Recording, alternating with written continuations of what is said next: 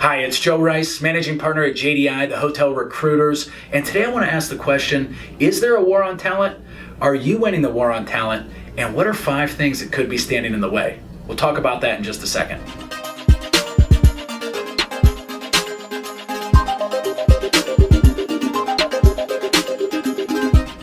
If you're a C-level executive, a vice president, a hotel general manager, you've certainly heard that getting the best talent on your teams is what propels your organization to the top. But are your actions always supporting that belief? Here's 5 things that I highlighted in a recent article that could be standing in the way.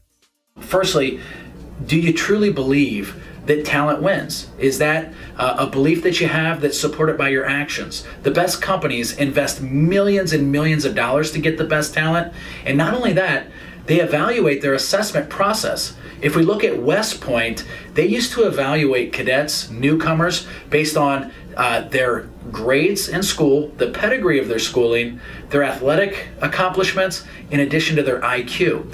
And a psychologist by the name of Angela Duckworth came along and kind of dispelled the way they evaluated who would be the best West Point cadets. And in fact, she identified that something called grit was the #1 evaluator of talent.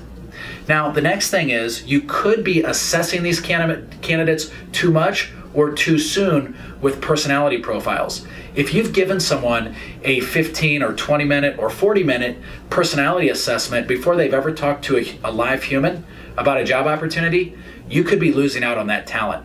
And you can look no further than the golden rule to assess that. If you were an A player and you were on the job market passively and you got recruited, would you fill out a 20 or 30 minute assessment before you even got into the interview process to learn about the opportunity? Probably not. The third thing is speed. If your process is too slow, you could be losing out on a lot of candidates and the competition could be getting them.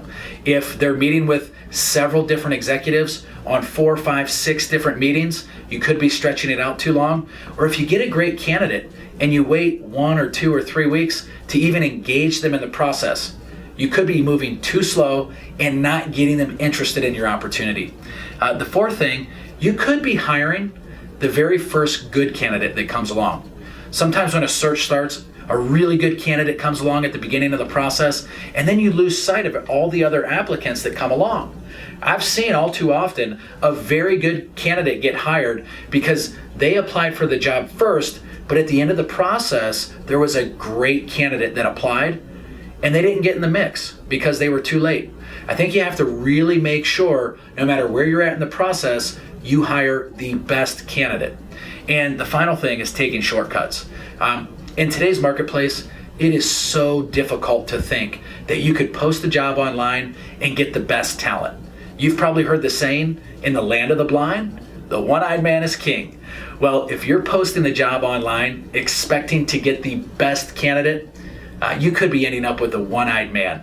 So you really have to engage a team of experts, executive recruiters that can go headhunt the absolute best candidate if you believe that talent wins. So hopefully some of these tips will help you out along the way. We specialize in placing hotel executives. If we can ever be a resource to you, please don't hesitate to reach out. Thanks for watching and have a great day.